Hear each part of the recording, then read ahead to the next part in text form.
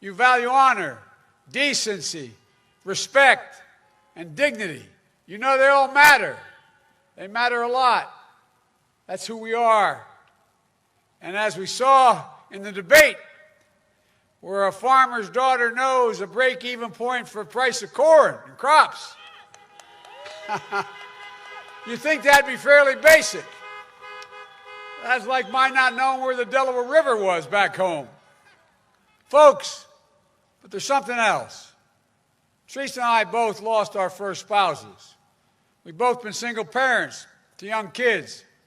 We both found a way back from broken places. And we know that's why you should elect this woman. Teresa to the United States Senate. She sees, she understands, she believes. When she talks to you, when you talk to her, you know, and I'm not just saying this, you know she understands. She gets it. You know, just like our good friend Tom Harkins was your senator, Teresa will be your senator for Iowa. Not like her opponent, who's Donald Trump's senator, for Donald Trump. Folks, only 4 days left. Millions of Americans are already voting.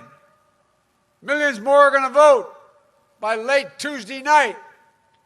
And I believe when you use your power, the power of a vote, we're going to change the course of the country and, quite frankly, the world. Right here in Iowa with all of you in the final days.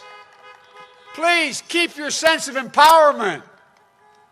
Keep your sense of optimism of what we can do together, because you know we can do anything. You know how, I know how hard it is. More than 200, and now I think it's up to 30,000 people have died. America's dead because COVID-19, nearly 1,700 dead right here in Iowa. Iowa hit a record number of daily cases yesterday with over 2,300 and a record number of hospitalizations, more than 600. We've now hit 9 million cases nationwide, a tragic milestone. And millions of people are out of work, on the edge, and they can't see the light. They don't know. It just looks dark right now for them. 82,000 Iowa jobs lost in this pandemic, and still they've not come back. 70,000 jobs lost in Iowa since Donald Trump became president. Here at the fairgrounds, the Iowa State Fair canceled for the first time since World War II. And Donald Trump has given up. The White House Chief of Staff said it out loud last week. He said, we're not going to control the pandemic. We're not going to control the pandemic. In the debate last week with Donald Trump, he said, we're rounding the corner. It's going away.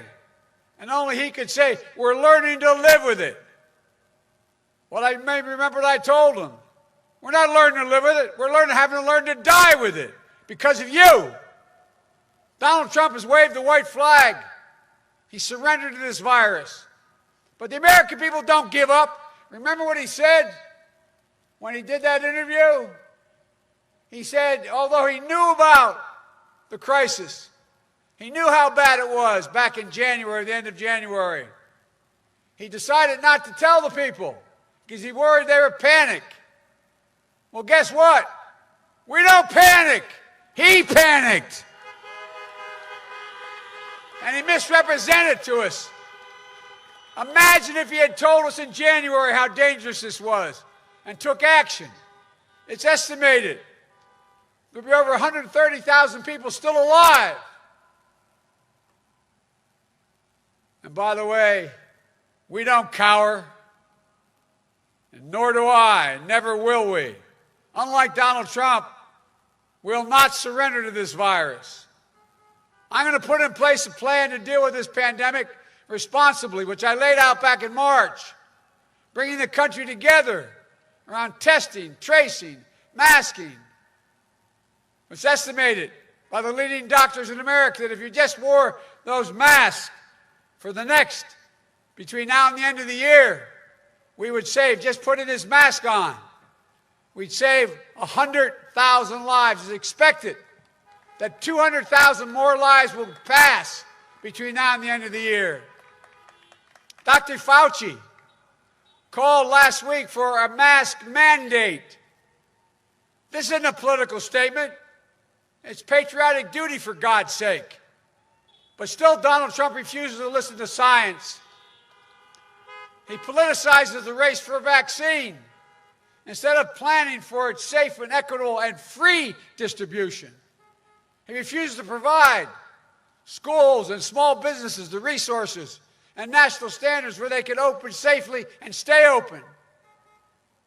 But I'm going to bring together Republicans and Democrats to deliver economic relief to working families and schools and businesses. The Congress has already passed this legislation. It's sitting there. But he refused. He spent all his time this summer in his golf course bunkers or down in the White House bunkers. Think about it. I've been around for a while. I'll bet even Senator Grassley would have to acknowledge that I don't ever remember any president in a crisis where there's a disagreement in the House and the Senate between Democrats and Republicans, didn't even try to bring them together to deal with this. The House back in May passed the HEROES Act, which would allow businesses and schools to open safely because it costs money. You need sanitation. You need ventilation. You need masking. You need distancing. You need separators. It all costs money. But instead, 1 in 6 businesses is now out of business because he won't act. I've said before, I'm not going to shut down the economy. I'm going to shut down the virus.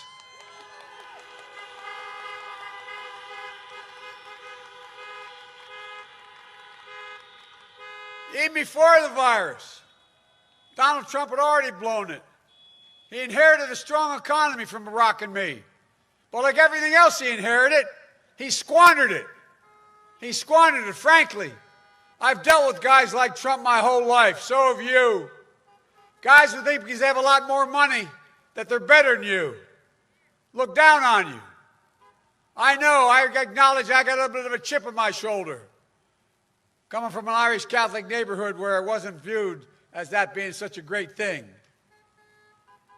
When I read something about how if I'm elected president, I'm going to be the first non-Ivy League person to occupy the White House in a long time.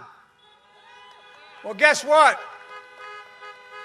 Like somehow I didn't belong if I didn't go to the Ivy League.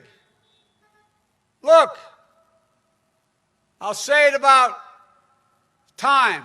It's about time that a guy or woman who graduated from a state university is able to sit in the Oval Office.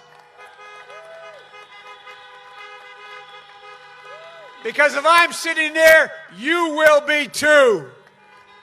You know who really built this country. It wasn't Wall Street. It wasn't CEOs.